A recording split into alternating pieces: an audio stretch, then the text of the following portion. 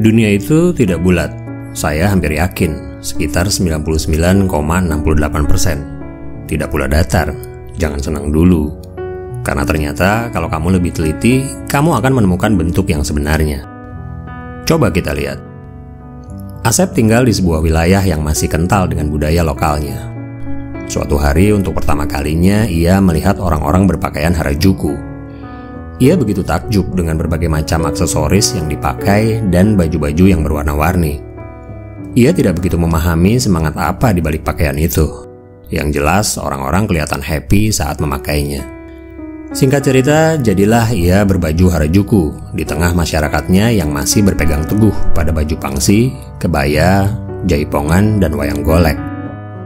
Sebagian kamu mungkin akan menyayangkan cerita itu, sebagian lagi mungkin mendukung, dan sisanya bersikap biasa saja.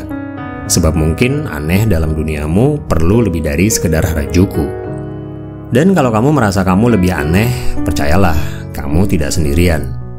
Google dengan mudah akan menemukan komunitasmu. Sebut saja joget pargoy, dangdut, drama Korea, wibu, anime, punk, hingga sekte penyembah setan, pemakan tikus, kecoa, kelelawar atau ular, dan orang-orang yang lebih suka berpasangan dengan boneka. Dunia ini tidak bulat, tidak datar melainkan kotak. Bahkan ia terkotak-kotak dengan sendirinya, tanpa perlu repot pakai penggaris untuk membuat batasan-batasannya. Pilihan bahasa yang sulit, matematika selain kali, bagi, kurang, dan tambah, kebiasaan yang tidak biasa, bahkan kesederhanaan yang terlalu rumit, selalu bisa memisahkan kita dalam kotak-kotak tertentu. Status sosial, budaya, hobi, keyakinan, bahkan ilmu pengetahuan dan ranah pemikiran merupakan kotak-kotak yang punya dimensinya sendiri-sendiri. Ketika video ini muncul di depanmu, sampai detik ini ada sesuatu yang tetap menahanmu, serupa jaring laba-laba yang tak terlihat, terhubung dengan sesuatu yang disebut algoritma, yang konon lebih memahamimu lebih dari dirimu sendiri, yang mampu menerjemahkan garis-garis dalam dirimu yang sebagiannya kamu sadari atau tidak telah menjadi sebentuk kebenaran. Sesaat kita berada di kotak yang sama, sesaat lagi mungkin tidak. Dan untukmu yang terjebak dalam 1 menit pertama, percayalah, ada hal yang lebih penting untuk dibahas dari sekedar tahu bentuk bumi secara fisik. Suka ataupun tidak, sekitar 90% pengetahuanmu adalah apa yang orang beritahukan padamu. Kamu percaya bagaimana waktu bekerja. Kamu percaya soal bentuk fisik bumi. Kamu percaya tentang segala sesuatu yang ada di dalam tubuhmu dan bagaimana mereka bekerja. Dan kamu percaya apa itu alam semesta dan partikel-partikel apa yang menyusunnya. Yang sering tidak kamu sadari adalah bahwa pengetahuan-pengetahuan itu diajarkan kepadamu bukan dari pengamatan dan pengalaman langsung, yang dijelaskan kepadamu melalui nalar. Ketika sebuah ide dan keyakinan sulit diuji, kamu cenderung akan beralih pada otoritas tertentu yang dianggap kredibel untuk membentuk, memahami, dan mempertahankan sebuah gagasan. Tapi seberapa terpercaya sumber-sumber otoritas itu? Dan yang lebih penting, seberapa dapat dipercayakah kamu untuk menentukan siapa dan apa yang kamu dengarkan?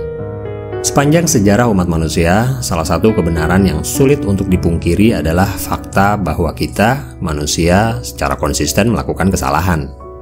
Para tokoh otoritas dan pakar yang melapisi sejarah hidup manusia, yang memiliki kredibilitas dan terhormat, yang sebagian besar dianggap cerdas pada masanya, hampir selalu kalah dalam menyatakan kebenaran. Ribuan tahun yang lalu, berapa banyak korban anak-anak dan perempuan dalam ritual persembahan dengan dalih menenangkan para dewa dalam kaitannya dengan cuaca buruk dan bencana alam. Di Eropa pada abad ke-17, hanya beberapa ratus tahun yang lalu, bumi dipercaya secara luas sebagai pusat tata surya, dan segala sesuatu mengelilinginya. Sebelum akhirnya pendapat ini kemudian direvisi menjadi heliosentris, yang menjadikan matahari sebagai pusatnya. Baru sebentar saja, sekitar 80 tahun yang lalu, rokok dianggap sesuatu yang tidak membahayakan bagi kesehatan. Ribuan tahun yang lalu, perdagangan manusia dan eksploitasi tenaga mereka tanpa persetujuan diperbolehkan secara moral. Sesuatu yang dulu dianggap benar, kini tidak lagi, terlepas dari benar dan salah atau baik dan buruk itu sendiri secara absolut. Sebab seringkali segala sesuatunya dalam bidang filsafat, spiritual, moralitas yang tidak bisa disangkal ataupun dibuktikan secara memadai akhirnya bertransformasi pada anggapan subjektif dan pandangan dunia.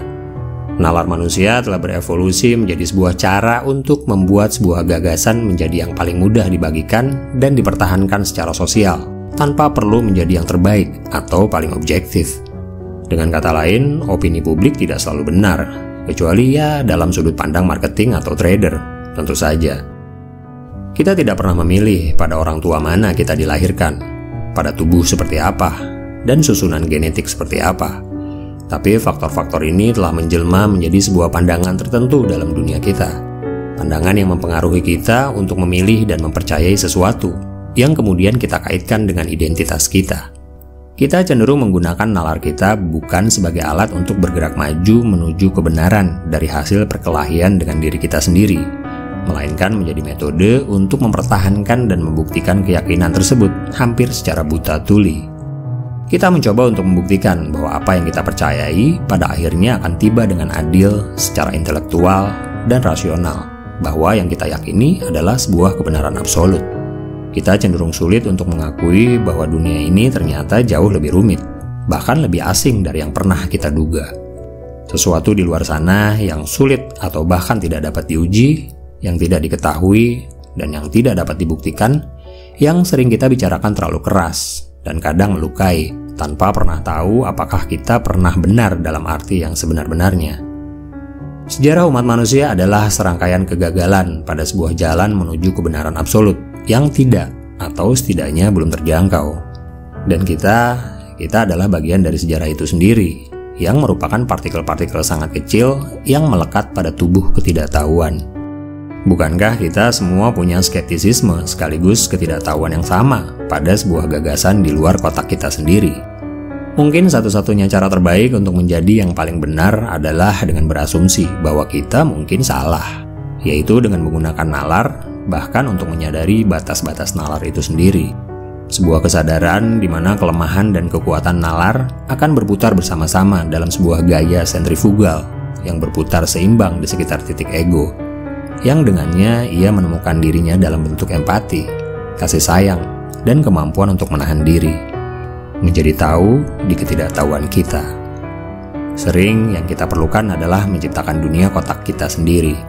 Sebuah kotak yang selalu konsisten mempertanyakan dirinya sendiri, sebelum berusaha menguncinya dalam bentuk kebenaran absolut yang bahkan belum kita ketahui ujungnya, supaya setidaknya punya dasar pijakan di antara lantai-lantainya yang tak kokoh, bahkan untuk suatu saat mempertahankannya.